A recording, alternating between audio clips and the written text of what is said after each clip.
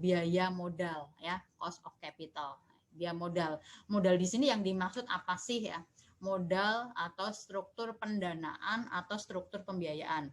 Kalau di neraca ya, kalau di neraca itu yang di komponen kanan ya, yaitu liabilitas ya dan ekuitas atau modal. Nah, liabilitas dan ekuitas inilah yang kita sebut sebagai biaya modal. Bagaimana perusahaan mendanai untuk perolehan asetnya, nah, yaitu dari hutang dan dari modal. Kemudian kita akan menghitung cost of capital-nya ya, dari utang dan dari modal ini bagaimana perhitungannya. Nah, secara lebih rinci ya, kita akan overview nanti mengenai biaya modal. Kemudian nanti perhitungan untuk biaya modal ya. Yang pertama nanti untuk perhitungan biaya modal, kita akan menghitung dulu ya bobot atau proporsi ya dari struktur modal perusahaan. Ya. Misalkan bobotnya utang itu berapa persen dari total modal atau pendanaan perusahaan. Total dari saham biasa itu berapa persen dari seluruh modal perusahaan. Ya. Kemudian setelah membobot, kita akan mengestimasi ya biaya atau kalau di chapter 8, chapter 9 ini kalian mengenal bunga kan ya. Kalau di mana? Di chapter di pertemuan ke-8 mengenai penilaian utang ya. Nah, mengenal yang namanya yield to maturity. Nah, ini adalah cost of capital gitu ya, cost of capital dari komponen pendanaan yang berupa utang. Kemudian ya, ketika teman-teman belajar mengenai penilaian saham ya, mengenal tingkat pengembalian ya saham biasa ya, juga tingkat pengembalian saham preferen. Ya, ini adalah komponen yang akan kita bahas di poin ketiga. Selanjutnya, setelah mengetahui nanti di langkah kedua dan ketiga, kita akan menghitung yang namanya weighted average cost of capital. Rata-rata tertimbang dari biaya modal. Kemudian yang kelima, bagaimana menghitung ya BACC ya, dari suatu proyek. Dan bagaimana pengaruh ya nanti ada yang namanya flotation cost atau biaya mengambang ya, biaya modal ini dan NPV ya, dalam perhitungan NPV net present value dari suatu proyek. Kita mulai dari cost of capital ya.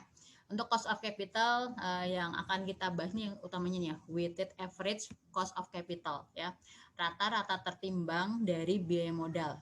Ini adalah rata-rata tertimbang itu ya, ekspektasi imbalan dari suatu sekuritas yang digunakan dalam mendanai kegiatan perusahaan. Di perusahaan dalam mendanai kegiatannya itu bisa dengan ngutang gitu ya, bisa dengan berhutang liabilitas ya, bisa dengan menerbitkan saham ya, saham atau ekuitas ya. Nah, BACC ini berkaitan dengan tingkat imbalan yang diharapkan oleh pihak pemberi pinjaman dan investor ya, serta menghitung yang namanya bauran pembiayaan atau mix of financing ya. Nanti dilihat strukturnya, apakah perusahaan ini lebih banyak didanai dengan utang atau lebih banyak didanai melalui saham ya. Tingkat risiko perusahaan ya berdampak pada weighted average cost of capital itu sebagai berikut ya. Ini terkait prinsip ya, high risk high return ya. Makin tinggi ya, makin tinggi risiko ya, ekspektasi atau tingkat pengembaliannya itu akan makin tinggi ya kan. Kemudian risiko ini mempengaruhi ya bagaimana perusahaan memilih pembiayaan untuk menentukan proporsi ya antara hutang dan ekuitas atau saham.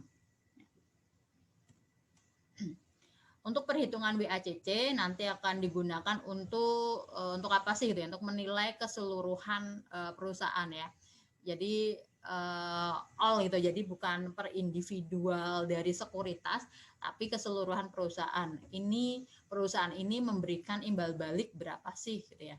Kemudian menentukan tarif diskonto suatu proyek investasi dan mengevaluasi kinerja perusahaan, di mana WACC ini adalah tarif ya untuk mengukur kinerja ya.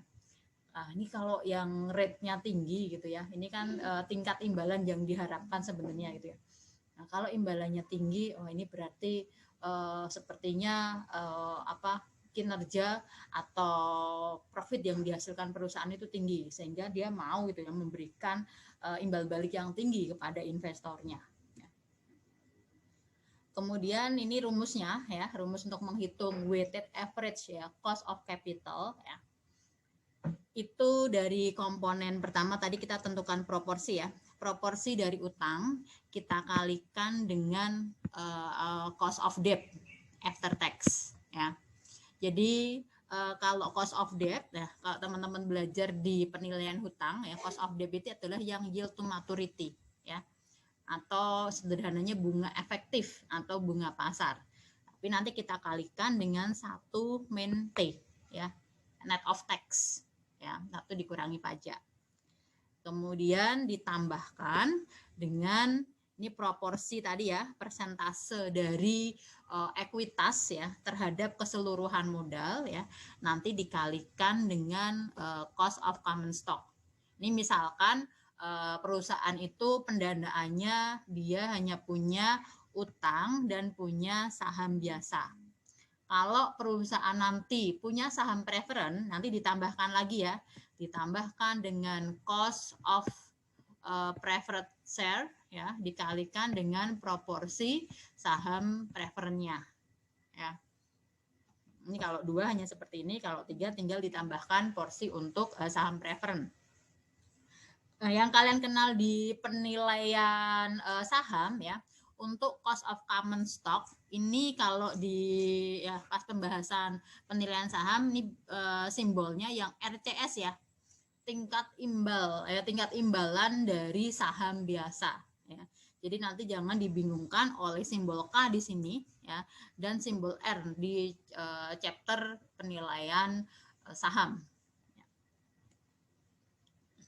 Ini template perhitungannya ya untuk memudahkan ya. Pakai formula ini saja sebenarnya juga sudah sederhana sih ya. Nah, kali ini untuk melihat per komponen perhitungannya ya. Pertama, ini perusahaan misalkan punya 3 jenis pendanaan ya. Pertama, pendanaan dengan hutang, kemudian memiliki saham preferen dan memiliki saham biasa. Tadi yang pertama ditentukan adalah ini ya, menentukan proporsi dari masing-masing jenis pendanaan ya. Misalkan debt-nya itu total utangnya misalkan 40% ya dari keseluruhan ya. Kemudian saham preferennya misalkan 20% ya, dan saham biasanya 40%, misalkan seperti itu. Kemudian proporsi nanti dikalikan dengan cost of capital masing-masing ya. Tadi kalau yang debt adalah yield to maturity-nya ya, dikalikan dengan 1 min T ya. Kemudian kalau saham preferen ya, tingkat imbal hasil atau cost of capital dari saham preferen, dan untuk yang saham biasa nanti dikalikan dengan cost of capital untuk saham biasa ya. Baru nanti seluruhnya setelah dikalikan dijumlahkan ya. Inilah weighted average cost of capital ya. Insya Allah mudah ya. Nah, dari template ini ya dan dari rumus yang tadi ya, maka langkah-langkah untuk menghitung WACC dari perusahaan adalah nih, yang pertama kita akan menentukan struktur modal perusahaan. Tadi dengan cara membobot ya masing-masing sumber modal yang di kolom 2. Nah, yang ini. Nah, dibobot berapa persen dari keseluruhan pendanaan. Kemudian yang kedua, nah, kita akan menghitung biaya masing-masing sumber pendanaan ya. Nah, biaya ini sama dengan tingkat imbalan yang diinginkan oleh investor. Nih yang ini ya, cost of capital masing-masing sumber pendanaan ya. yield to maturity debt-nya berapa, tingkat imbalan saham preferen berapa, tingkat imbalan saham biasa berapa. Kita masukkan ke sini ya. Ini juga pakainya persentase ya. Baru dikalikan ya, nanti kemudian dijumlahkan ya. Nah, hitung rata-rata tertimbang dari biaya masing-masing sumber pendanaan ya. Ini yang di kolom keempat ya. Yang ini ya, pengalian dari kolom kedua dan kolom ketiga, baru kita jumlahkan hasil dari kolom keempat ya. Sekarang kita coba menghitungnya ya. Menentukan bobot dari struktur modal perusahaan ya. Bobot didasarkan pada tadi ya sumber pendanaannya apa saja. Ini misalkan perusahaan punya 3 jenis ya sumber pendanaan perusahaan ya. Ada hutang, ada saham preferen, dan ada saham biasa.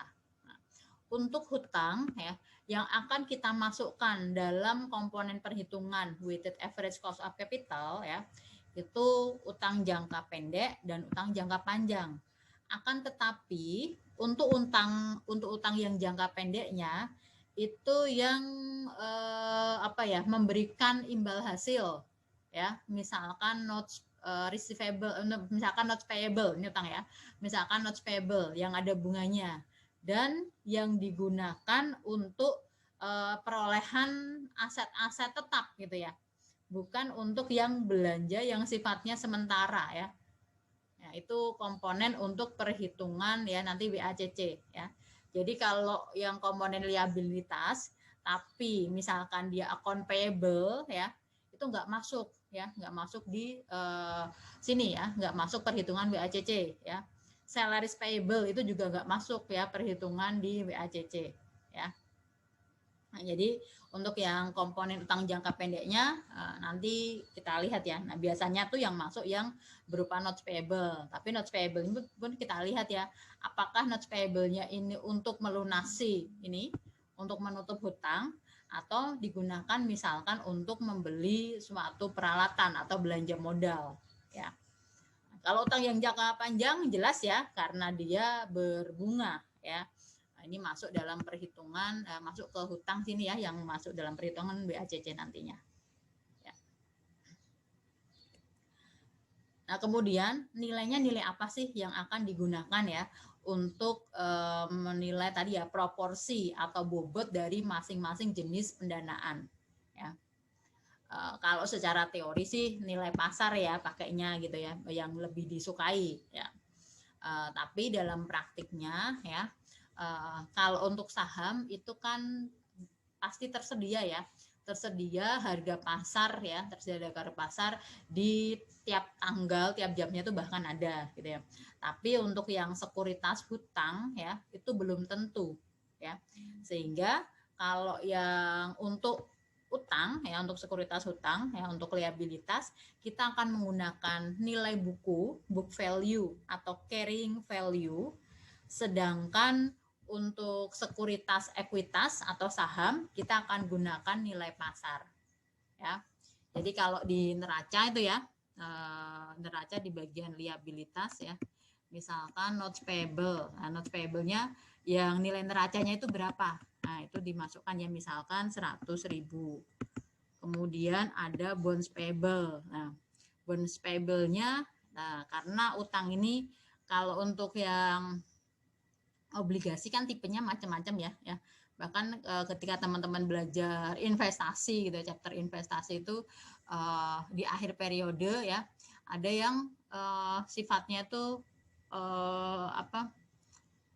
berdasarkan, dia akan dinilai dengan nilai wajar gitu ya, dengan nilai pasar, ada yang dengan nilai buku. Nah, tapi pada praktiknya mungkin agak sulit ya untuk yang sekuritas hutang. Maka sekuritas hutang kita gunakan yang nilai bukunya ya, nilai yang tercantum di neraca itu adalah nilai buku ya.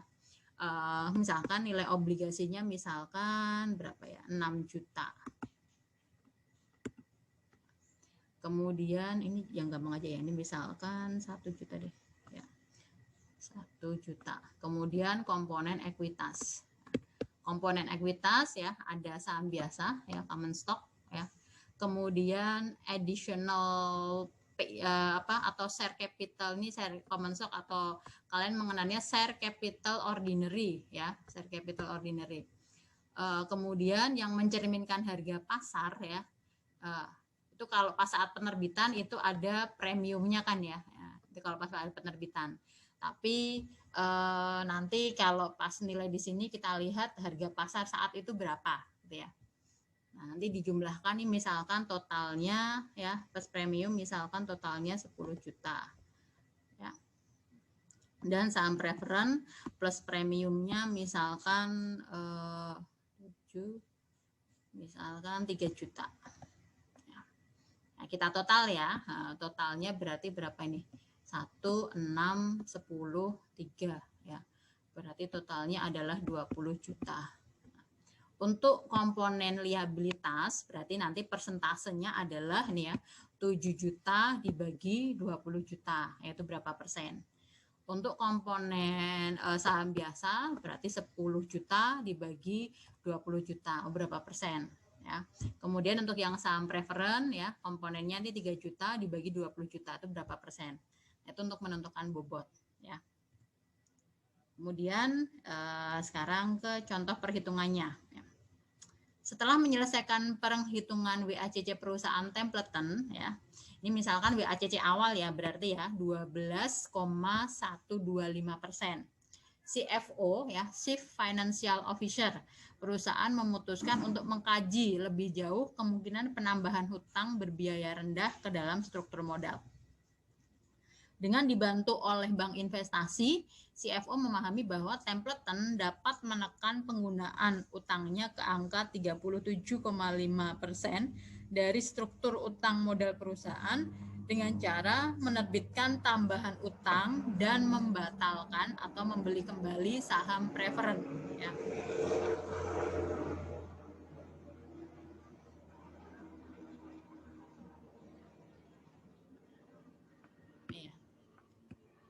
Utangnya nambah ya, kemudian saham preferennya hilang gitu ya, jadi hilang ya, jadi menambah hutang dan nanti saham preferen proporsinya jadi 0% ya.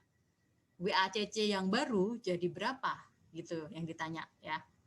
Awalnya nih WACC pertama ya, yang komponennya itu masih ada utang, kemudian masih ada saham preferen, ada saham biasa ya. Ini WACC-nya misalkan ini 12,125%. Kemudian kalau nanti ya utangnya itu proporsinya jadi 37,5% dari seluruh total pendanaan dan saham preferennya ini ditarik kembali ya, berarti nanti proporsinya 0% dari total pendanaan, berapa ya WACC-nya? Apakah lebih besar atau lebih tinggi dari 12,125%? Ini awalnya, kondisi awalnya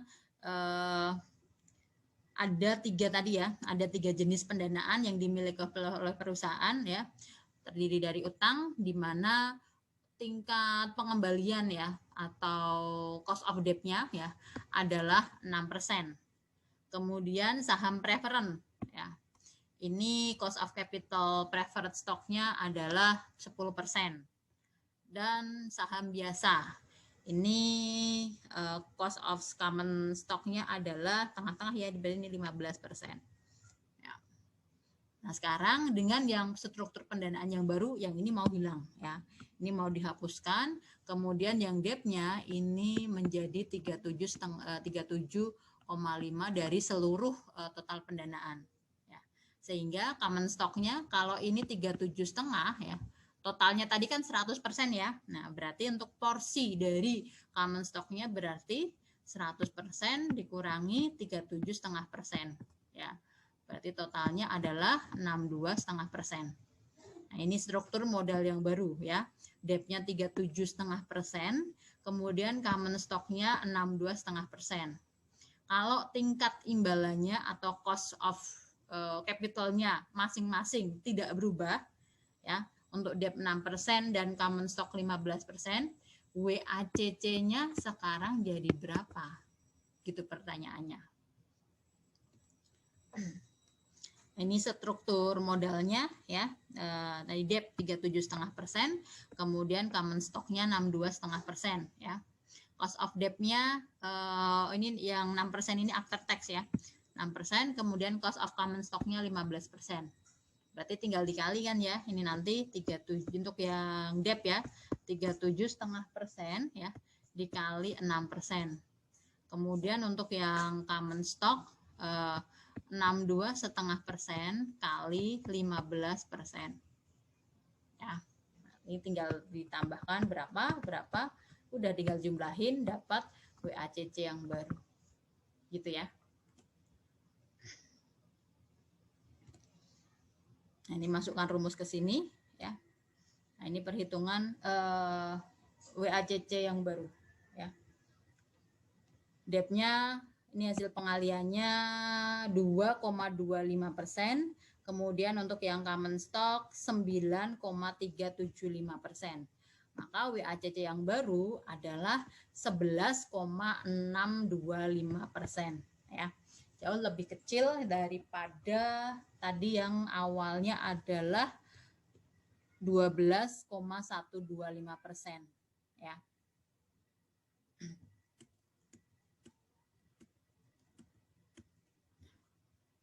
Jadi saat Templeton memilih untuk meningkatkan level utangnya menjadi 37,5% dan menarik kembali saham preferennya, maka WACC akan turun dari 12,125% menjadi 11,625% ya. Oleh karena itu nih mengubah bobot ya, mengubah proporsi struktur modal pasti ya akan mengubah nilai WACC ya. Karena masuk kan ya kalau proporsi tadi masuk dalam komponen perhitungan WACC. Selanjutnya, kita akan mengestimasi biaya sumber modal secara individu ya. Kita akan hitung masing-masing ya dari yang komponen hutang, komponen ekuitas ya, baik yang berupa saham preferen maupun saham biasa. Nah, yang pertama utang ya, cost of debt, biaya utang ya. Biaya utang ini adalah tingkat pengembalian yang diminta oleh pemberi pinjaman saat meminjamkan uang kepada perusahaan. Nah, cost of debt tadi yang saya sebut adalah yield to maturity. Ya, kalau istilah gampangnya ya bunga efektif ya ini. Yield to maturity ya, yang digunakan ya. Bukan bunga kupon ya, bukan bunga yang tercantum di sertifikat obligasi ya. Tapi bunga efektifnya ya. Yang menghasilkan bunga yang menghasilkan nilai pasar ya. Nah, nanti yield to maturity-nya kita kalikan dengan satu min tarif pajaknya. Nah, mengapa yang ini dikalikan tarif pajak kemudian kalau yang saham tadi enggak gitu ya. Yang saham kan langsung ya cost of common stock-nya berapa, cost of preferred share-nya berapa gitu ya. Yang ini kok harus dinetkan gitu ya dengan teks ya. Karena ini kan hasilnya nanti kan kalau misalkan dari obligasi kan hasilnya kan interest expense ya. Nah, hasilnya adalah beban bunga. Nah, beban bunga ini kalau di laporan keuangan masuknya di income statement ya kan. Dan dia di interest expense ini termasuk beban yang yang dapat mengurangi ya untuk perhitungan pajak. Jadi harus dia taxable expense gitu istilahnya ya. Taxable expense ya. Bisa ada unsur pajaknya di situ ya. Sehingga ketika kita menghitung di sini, karena kalau untuk yang saham ya, saham biasa dan saham preferen, nanti untuk mengukurnya itu biasanya pakai dividen ya. Sedangkan dividen itu kan tidak masuk di income statement ya, dia tidak terlibat dalam perhitungan teks ya, dia masuknya ke ekuitas ya, jadi nggak ada unsur teksnya ya, sehingga ini dalam menghitung cost of debt-nya ya untuk perhitungan WACC harus kita netkan dari pajak ya, yield to maturity dikalikan dengan satu min tax ya.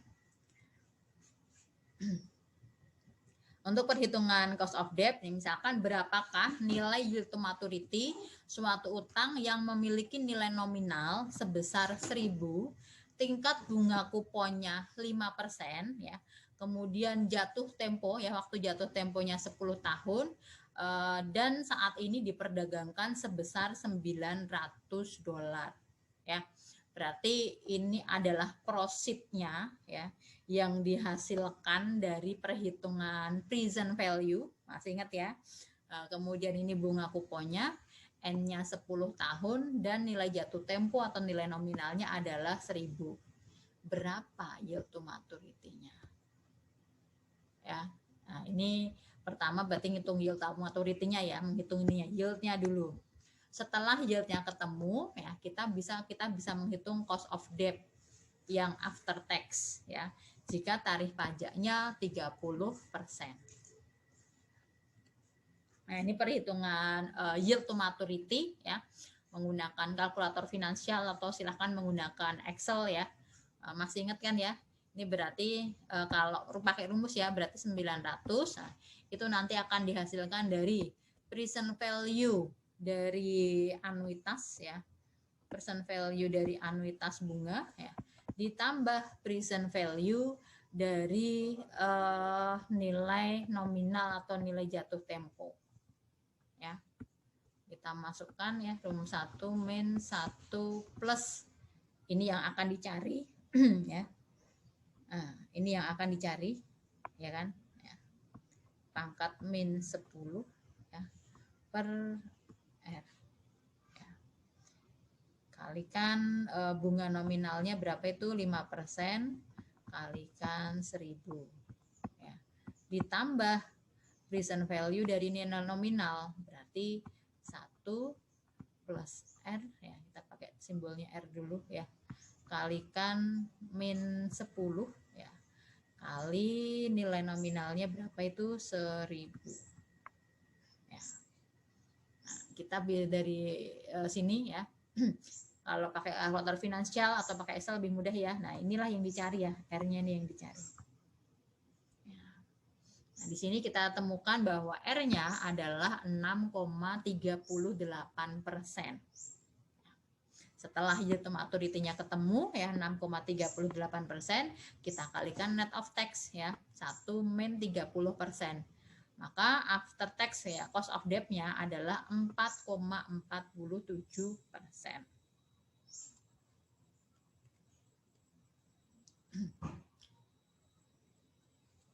Nah, kadang nggak mudah gitu ya menentukan harga pasar ya, tidak mudah menentukan ini ketemu 900 ini dari mana sih gitu ya.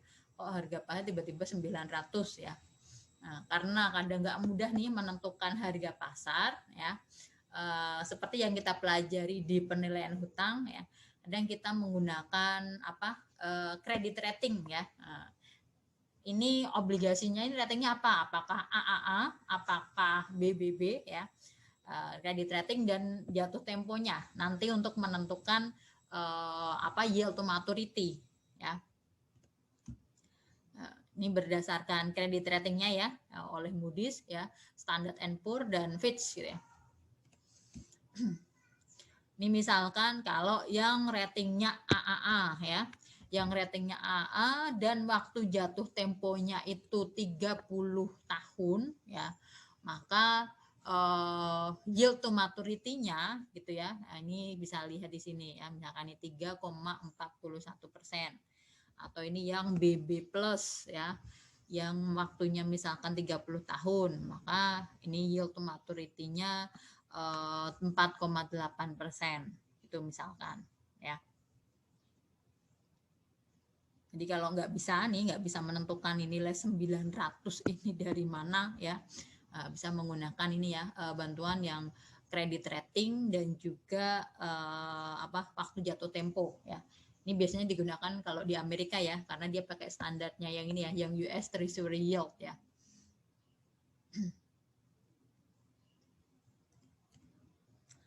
Nah, berikutnya ya, kita akan menentukan biaya saham preferen ya, cost of preferred equity atau preferred share.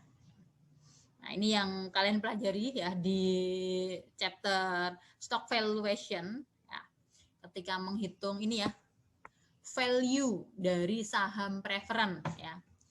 value dari saham preferen gitu kan.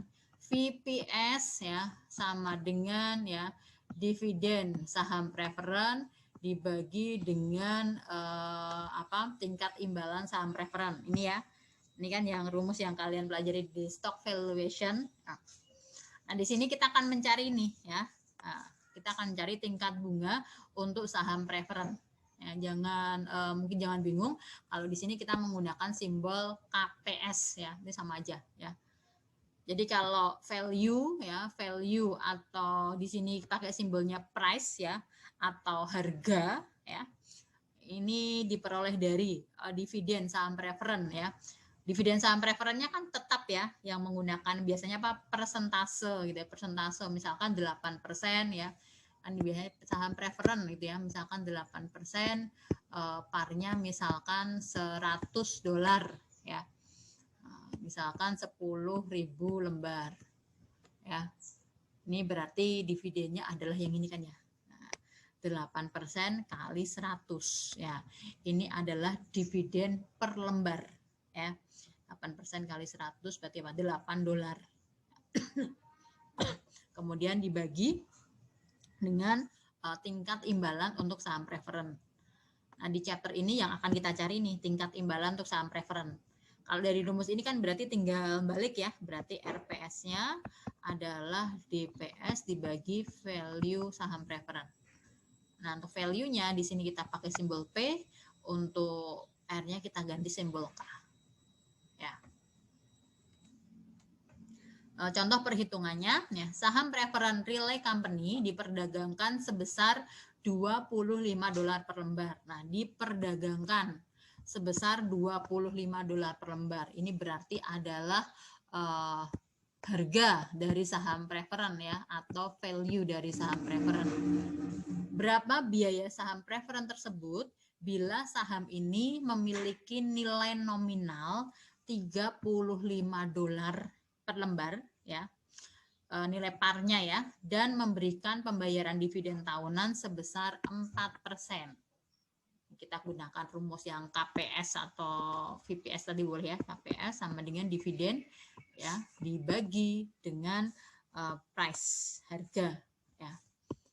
Nah, dividennya kita peroleh dari nih 4% dikalikan $35 ya, dikalikan dengan nilai parnya ya, dibagi dengan harga per lembarnya. Maka diperoleh ya KPS-nya adalah 5,6%.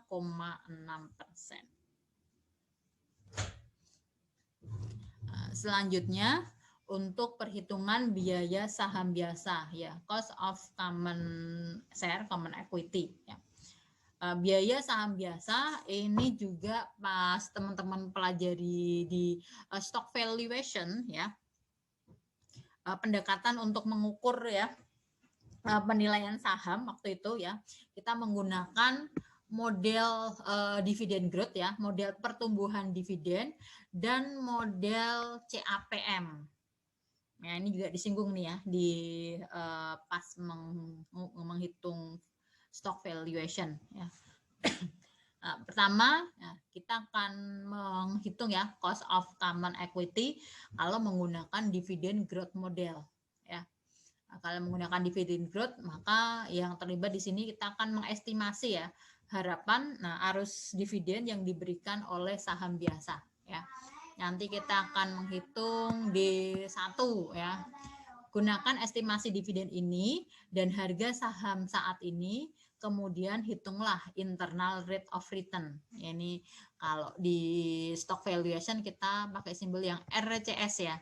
Nah, di sini kita nanti pakai simbol KCS ya dari investasi tersebut.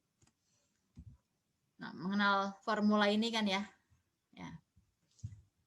Kalau di stock valuation ya, kita pakai formula yang di atas, ya kan? Ya.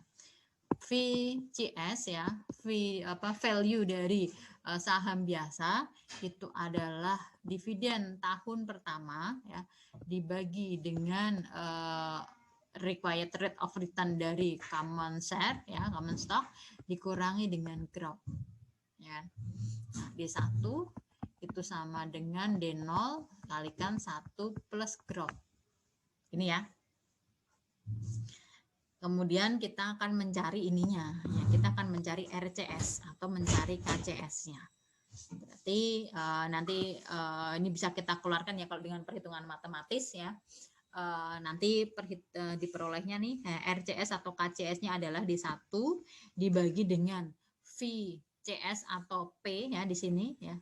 V ini sama dengan price ya, harga dari saham biasa, kemudian ditambah dengan growth. Nah, bagaimana perhitungannya ya, contoh soalnya di sini, hitunglah biaya saham biasa Pearson dengan menggunakan dividen growth model, di mana Anda menggunakan tingkat pertumbuhan dividen 25% lebih rendah dan 25% lebih tinggi dari nilai estimasinya 6,25%. Ini berarti menggunakan dua estimasi persentase growth-nya ya. Jadi 25% ditambah ini dari ya plus minus 25% dari 6,25%. Nah, ini berarti growth-nya ya estimasinya adalah 4,69 dan 7,81. Berarti kita akan mencari KCS 2 ya, di mana growth-nya 4,69 dan growth-nya 7,81.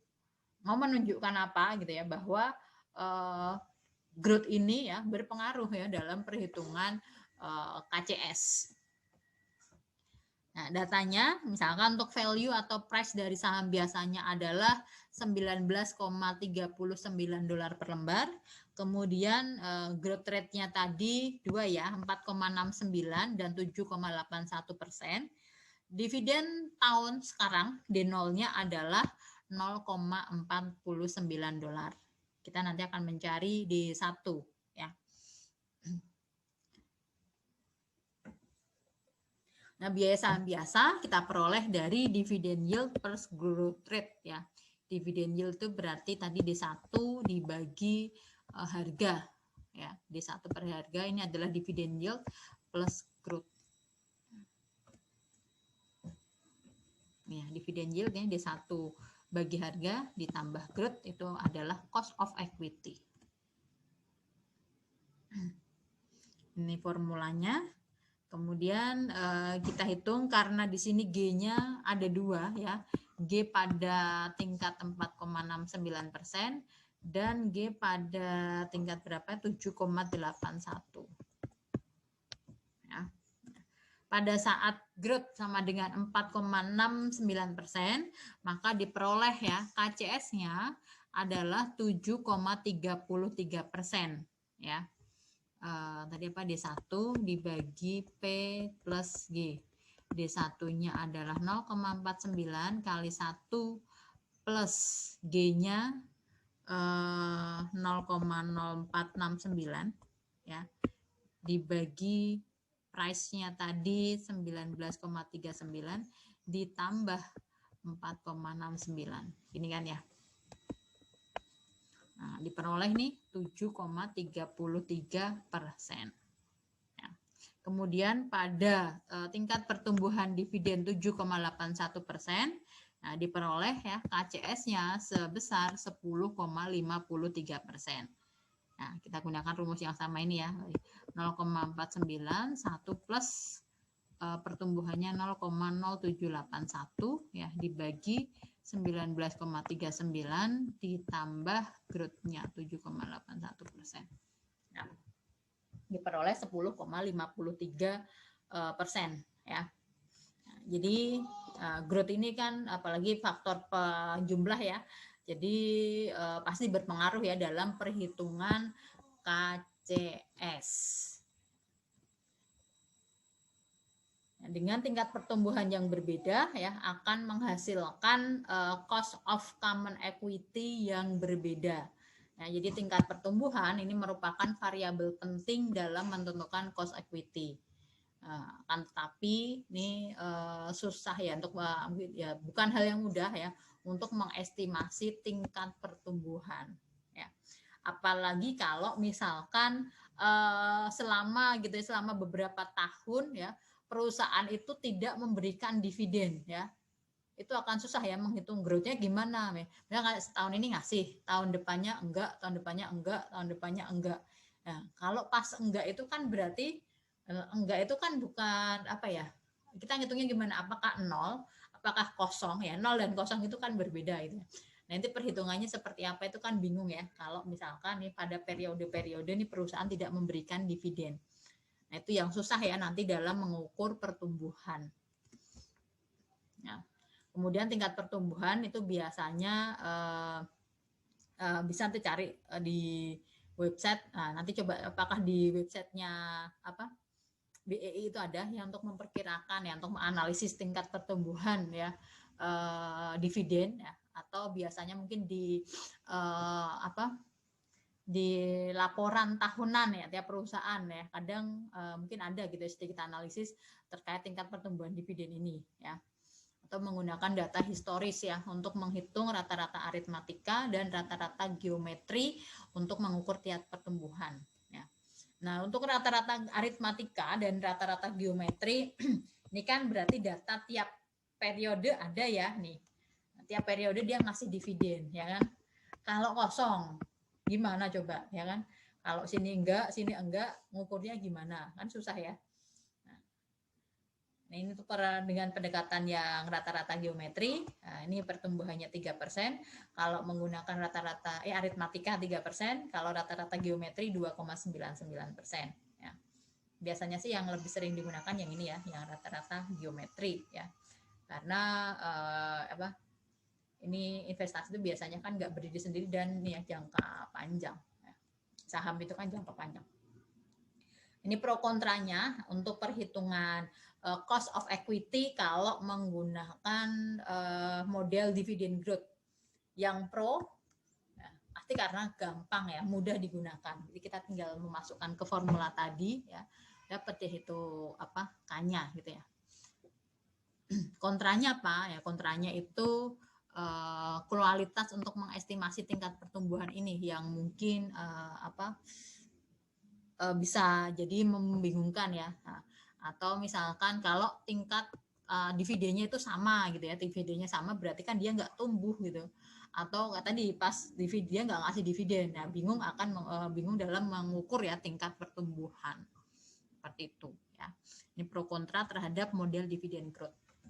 Selanjutnya model yang kedua untuk mengukur cost of equity kita menggunakan capital asset pricing model ya, CAPM ya, yang kita sudah bahas sebelum UTS kemarin ya. Nah, kita akan menghitung cost of equity-nya ya. Common equity-nya adalah risk free rate ya ditambah dengan beta dikalikan dengan market risk premium. Ya. Untuk yang risk free rate ini biasanya kalau di Indonesia mungkin kita gunakan ada sih yang macam-macam ya.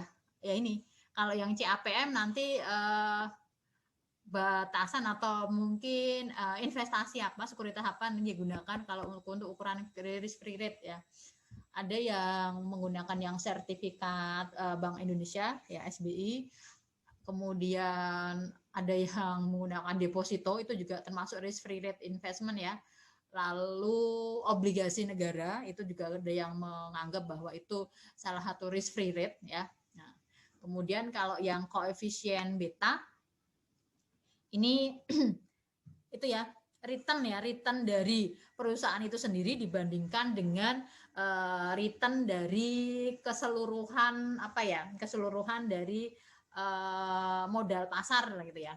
Jadi nanti biasanya membandingkan antara return perusahaan ya. Ini misalkan kita mau mengukur common of equity-nya Indosat ya. Berarti untuk yang beta ini nanti kita akan bandingkan tuh ya. Kita akan mengukur apa sih kemarin kayak gradien kan ya, gradien dari return, misalkan returnnya Indosat dibandingkan dengan returnnya IHSG gitu ya, untuk menentukan betanya. Kemudian untuk yang market risk premium ya, untuk market portfolio di sini ini biasanya yang digunakan juga IHSG ya, yang gampang ya. Jadi yang indeks saham gabungannya itu berapa ya. Ini yang di persamaan 14.4 ya. ini yang menentukan ya bahwa tingkat ekspektasi imbalan saham biasa itu ditentukan oleh 3 variabel utama ya. Ada risk free rate ya, ini. Risk free rate, kemudian beta dari tingkat pengembalian saham biasa dan market risk premium. Ya. Ini yang ini biasanya pakai indeksnya IHSG ya. Kalau ini membandingkan return dari perusahaan itu sendiri dibandingkan dengan misalkan returnnya IHSG gitu ya. Kemudian kalau misalkan dia yang LQ45 berarti yang cakupnya di LQ45 ya.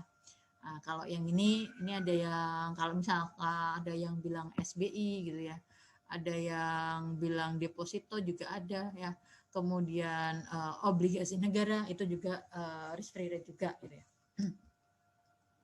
Nah, kalau menggunakan yang CAPM ya, pro kontranya apa ya? Pro-nya ini juga termasuk mudah digunakan ya, kalau datanya ada semua ya, tinggal masukin kan ya ke formula ini ya.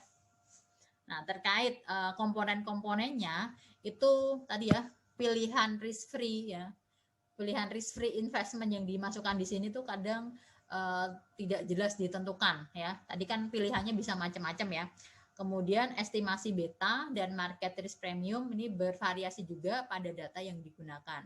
Apakah nanti kita menggunakan tadi ya untuk marketnya apakah IHSG, apakah LQ45 atau mungkin market risk yang lain ya. Nah, itu pro kontra ya dari dua cara perhitungan untuk menghitung cost of common equity. Sekarang kalau tadi kita sudah menghitung menggunakan yang dividend growth model, ini kalau menghitung yang dengan pendekatan CAPM, contohnya seperti apa? Ya. Pertama CAPM tadi yang berpengaruh 3 ya, risk free rate, kemudian beta dan market risk premium. Misalkan risk free rate-nya ini 2 nih ya. Ini ada satu, misalkan kita gunakan yang sekuritas itu ya, risk free rate-nya adalah dia rate-nya adalah 0,01%. Kemudian sekuritas yang kedua ini rate-nya adalah 2,8%. Betanya ya beta atau risiko sistemik ya, kita bilangnya risiko sistemik kan ya, risiko sistematik itu risiko terhadap seluruh pasar gitu ya, misalkan karena politik, karena perang dan sebagainya ya, ini beta atau risiko sistematik ya. Ini misalkan pakai betanya pilihannya juga 2 ya, 0,8 dan beta 1,2. Selanjutnya market risk premiumnya ini 4% dan 8% ya.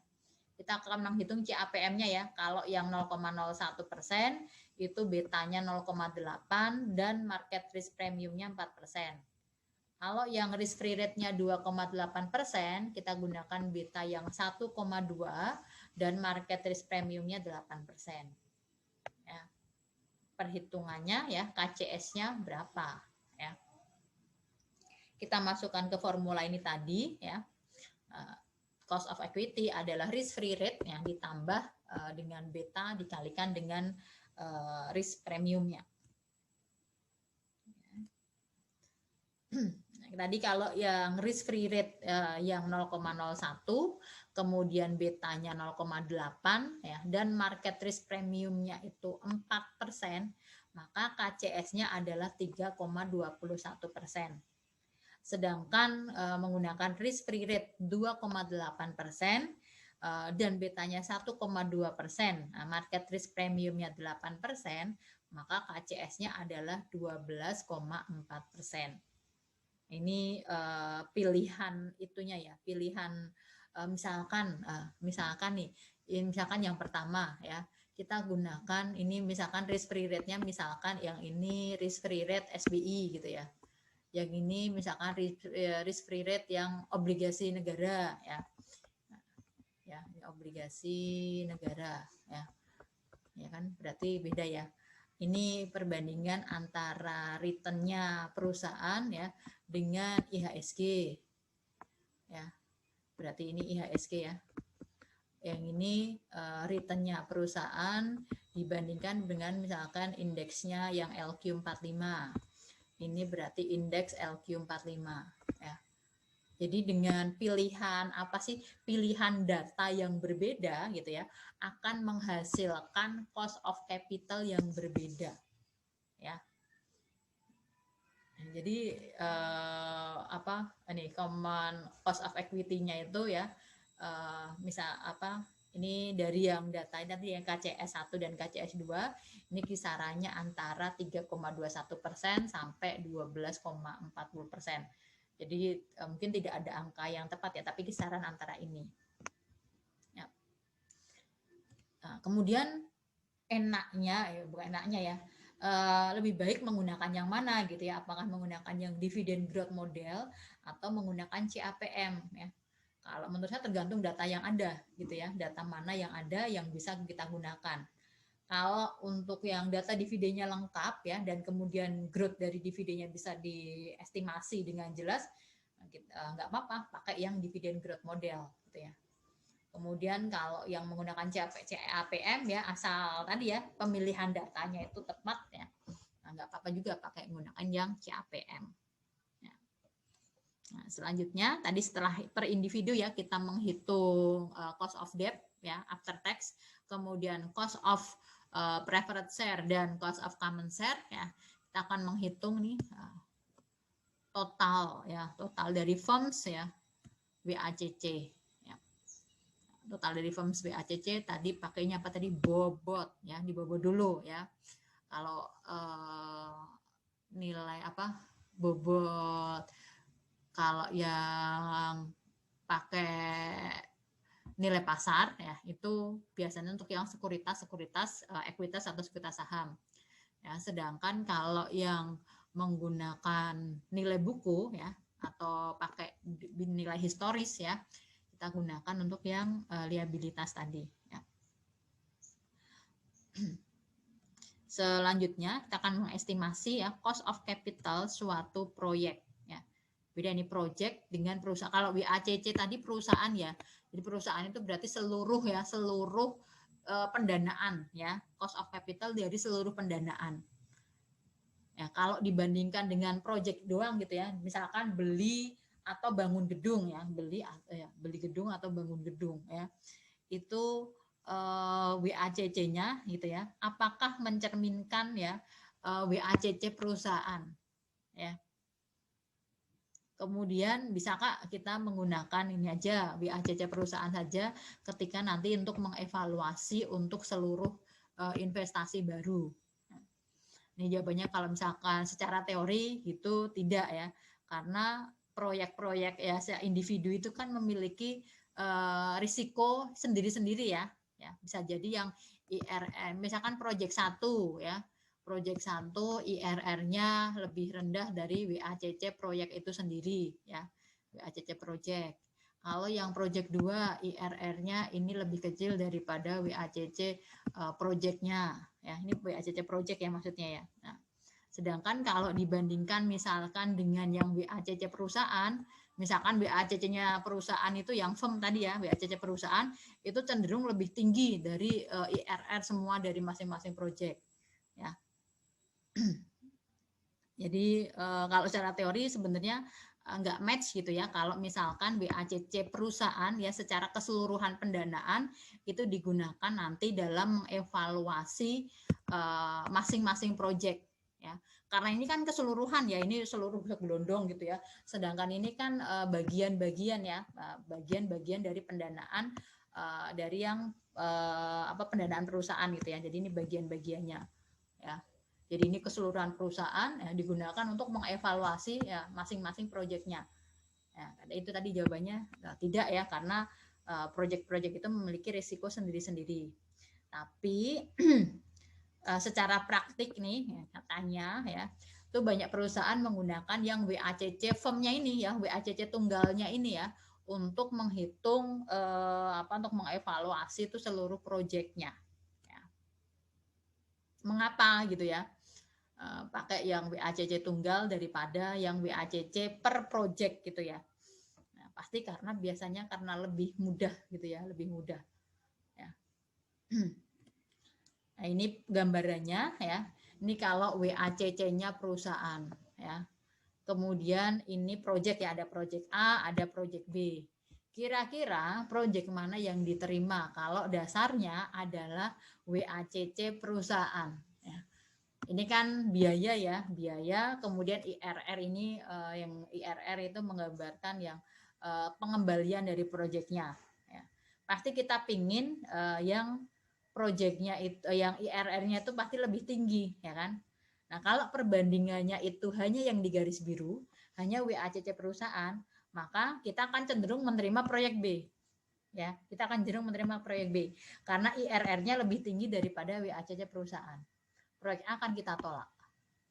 Padahal kalau kita melihat per individual project-nya, kalau per individual project nih di proyek A ini IRR-nya justru lebih tinggi ya daripada WACC-nya proyek A. Wah, kalau secara individu justru IRR-nya lebih tinggi ya. Nah, ini kalau secara individu dia diterima nih proyek A. Sedangkan proyek B ya, ini IRR-nya lebih rendah daripada cost of capital-nya proyek B ya. Biayanya lebih tinggi daripada rate of return-nya. Ya, pasti milihnya harusnya IRR-nya lebih tinggi ya. Ini biayanya lebih tinggi daripada rate of return-nya. Oh, berarti harus kalau secara individual ya, perbandingannya individual antara IRR dengan WACC-nya proyek B sendiri, ini proyek B sendiri ditolak. Tapi karena acuannya ini tadi ya, acuannya yang garis biru, proyek A yang ditolak, proyek B yang diterima. Seperti itu ya. Dan pada praktiknya cenderung perusahaan menggunakan yang ini tadi ya, yang firm ya, yang firm WACC ya, WACC perusahaan. Mengapa gitu ya, di perusahaan itu tidak secara khusus menggunakan cost of capital project tapi menggunakan cost of capital perusahaan ya. Yang pertama itu alasannya karena sulit ya untuk menentukan sumber pembiayaan spesifik ya untuk proyek itu secara individu. Ya, misalkan dari komponen hutang dan saham ini untuk membeli peralatan itu bagian dari utang atau bagian dari ekuitas ya, itu kan susah ya kan, dari ngutang ya, dari ngutang ini kan dapat cash, dari jual saham misalkan dapat cash. Nah, cashnya bagiannya berapa nih, yang dari utang berapa, yang dari saham berapa misalkan untuk beli peralatan, ini kan susah ya kan. Nah, itu alasan yang pertama mengapa tidak menggunakan cost of capital project ya, karena susah ya atau sulit untuk menelusuri ya sumber pembiayaan secara spesifik ya untuk suatu project. Kemudian yang kedua ya, ini biasanya ada yang disebut yang namanya influence cost gitu ya. Perlunya tambahan waktu dan biaya bagi perusahaan untuk mendapatkan persetujuan project baru. Ya. Jadi pada praktiknya perusahaan-perusahaan itu cenderung menggunakan yang WACC tunggal tadi ya, WACC firm perusahaan ya. Nah, untuk membedakan gitu ya, kadang kita menggunakan yang namanya WACC divisional ya. WACC divisional ini bisa dibagi gitu misalkan per wilayah geografi ya. Untuk WACC perusahaan-perusahaan yang di Asia atau yang di Eropa itu seperti apa, atau yang lebih umum ya, yang lebih sering digunakan per industri ya, per jenis industri atau bidang usaha. Misalkan untuk WACC industri eksplorasi itu berapa, WACC industri produksi itu berapa ya. Nah, itu biasanya yang untuk WACC divisional yang digunakan. Jadi kalau WACC firm ya, itu adalah WACC-nya perusahaan sebagai entitas ya. Kalau yang WACC divisional ya, itu estimasi WACC untuk per bisnis gitu ya, per jenis usaha, per industri ya. Jadi kalau ini digunakan ya bisa dibandingkan gitu ya, untuk perbandingan yang jenis industrinya itu sama ya. Kita nggak bisa menggunakan misalkan WACC, misalkan dia perusahaan yang bergerak di bidang pertambangan, dia membandingkannya gitu ya dengan WACC perusahaan retail atau franchise gitu kayak McD, itu nggak akan bisa ya, akan berbeda. Itu mengenai WACC. Ya, kemudian nih yang bagian terakhir ya, mengenai flotation cost ya. Bagaimana nih flotation cost ya dalam pengaruhnya ya, mempengaruhi untuk perhitungan net present value suatu project ya. Flotation cost itu apa sih gitu ya?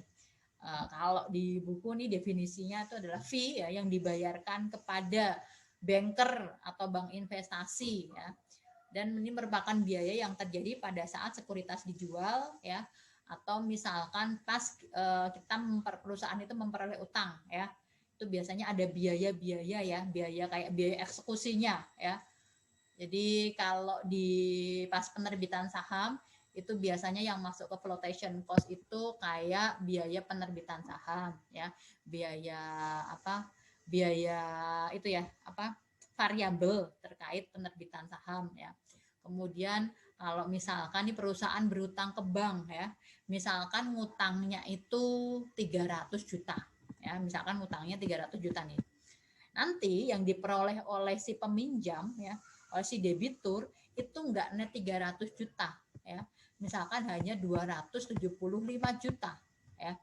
Nah selisihnya inilah ya, yang kayak biaya administrasi dan sebagainya ya, itu yang 25 juta ini yang disebut flotation cost ya. Nih, karena adanya biaya mengambang tadi, maka perusahaan harus menaikkan nilai dana dari jumlah yang diperlukan. Jadi kalau kita pengennya tuh ngutangnya tuh 300 juta, nanti yang diajukan ke bank gitu ya, jangan 300 juta. Tapi tambahin gitu ya, misalkan 325 juta. Ya. Ya, nanti yang 25 juta ini untuk flotation cost-nya, 300 juta ini dana yang kita butuhkan. Ya. Nah, untuk menghitung berapa gitu ya nilai dana, nilai pembiayaan yang kita butuhkan, ya ini perhitungannya ya. Nih. Nanti untuk initial outlay atau pembiayaan awalnya akan kita sesuaikan ya, akan kita adjust dengan flotation cost ya. Itu perhitungannya adalah dana yang kita butuhkan ya, financing needed-nya dibagi dengan 1 per persentase flotation cost ya. Misalkan 15% dari pembiayaan itu ya. Nah, ini persentase. Ya. Nah, contoh perhitungan untuk penyesuaian perhitungan initial outlay ya terhadap flotation cost. Ini misalkan perusahaan membutuhkan dana 100 juta, ini berarti yang tadi financing needed ya, ini yang dibutuhkan ya, untuk mendanai proyek baru, dan biaya mengambangnya ya flotation cost-nya diperkirakan sebesar 5,5%. Maka berapakah nilai yang harus ditetapkan dalam penjualan sekuritas? Ya. Kita mau tetapin berapa nih? Kita butuh 100 juta. Tapi ada flotation cost 5,5%. Berarti nilai yang ditetapkan pada saat penjualan sekuritas harus lebih dari 100 juta ya, karena adanya flotation cost ini. Ya. Nah, tadi formulanya ya untuk initial outlay flotation cost adjusted-nya itu adalah dana yang dibutuhkan ya dibagi dengan 1 min persentase flotation cost ya. Dana yang dibutuhkan 100 juta dibagi dengan 1 min 5,5% ya. Maka ya flotation cost adjusted initial outlay-nya adalah 105,82 juta. Di dalam nilai ini ya, dalam nilai ini itu 5,82 juta inilah ya flotation cost-nya ya. Nah, perhitungan pengaruhnya ya flotation cost dalam perhitungan net present value seperti apa ya. Contohnya nih misalkan Trikon ya, sebelum Trikon memutuskan pendanaan suatu proyek baru, kondisi pasar saham berubah karena saham baru menjadi lebih mahal untuk diterbitkan. Biaya mengambang meningkat menjadi 15% dari ekuitas baru yang diterbitkan. Dan cost of debt-nya meningkat menjadi 3%. Proporsi utang dan saham adalah 40 dibanding 60. Dan kebutuhan dana sebesar 100 juta. ya, 100 juta dolar. Apakah proyek ini visible? Ya, kita akan gunakan acuan net present value, ya. Karena di sini yang diketahui adalah present value, ya. Asumsikan nilai present value dari arus kas masa depan tidak berubah, yaitu 115 juta. Ini berarti cash inflow-nya ya, present value dari cash inflow-nya sekian. Ya. Kita akan hitung net present value-nya apakah positif atau negatif, ya. Nanti kalau positif berarti visible, ya, diterima, kalau negatif berarti tidak diterima. Ya. Kita akan hitung dulu, ya. Ini yang nanti acuannya ya, net present value itu adalah present value dari kas yang masuk, ya, dikurangi dengan pengeluaran awal, ya, dikurangi lagi dengan biaya mengambang. Ya, ini kalau ada flotation cost-nya. Ya, jadi flotation cost nanti akan mengurangi ya dalam perhitungan net present value. Nah, ini NPV adalah present value dari cash inflow dikurangi dengan pengeluaran awal, dikurangi dengan flotation cost. Pertama, nah, kita akan mengestimasi dulu ya biaya mengambang rata-rata ya, WACC juga nih, WACC tapi dari flotation cost-nya. Nah,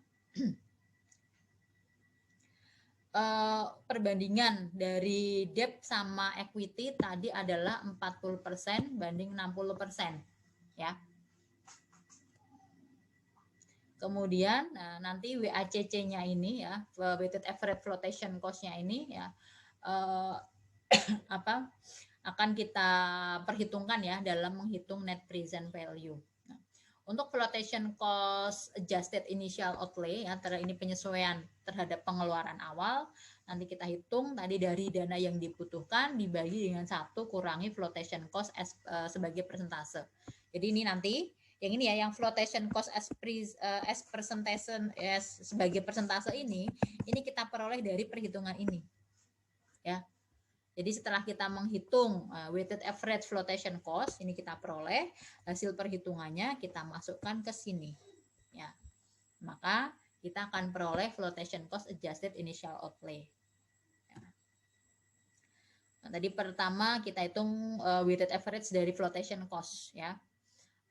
Perbandingan proporsi dari utangnya 40%, proporsi dari sahamnya ya 60%. Kemudian cost of debt-nya ya, cost of debt-nya dari debt-nya adalah 3% ya, berarti 0,03, dan untuk imbal hasil ya atau cost of common share-nya adalah 15%. Maka diperoleh weighted average flotation cost-nya adalah 10,2%. Nah, 10,2% ini nanti kita masukkan perhitungan ke sini ya, masukkan ini nih. Ini yang flotation cost as persentasenya yang 10,2% ya. Sehingga flotation cost adjusted initial outlay-nya ya itu kita peroleh dari dana yang dibutuhkan 100 juta dibagi dengan 1 dikurangi 10,2%. Maka diperoleh nih initial outlay-nya akan berubah ya menjadi 111,36%.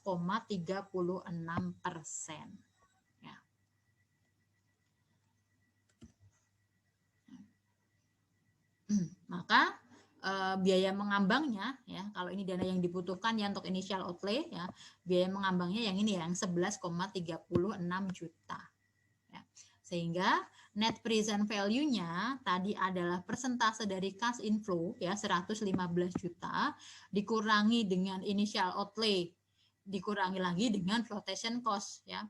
Initial outlay ditambah flotation cost adalah yang ini tadi 111,36 juta. Maka net present value-nya adalah 3,64 juta dolar. Masih positif ya. Artinya kalau net present value positif ya, maka proyek ini bisa diterima ya kan?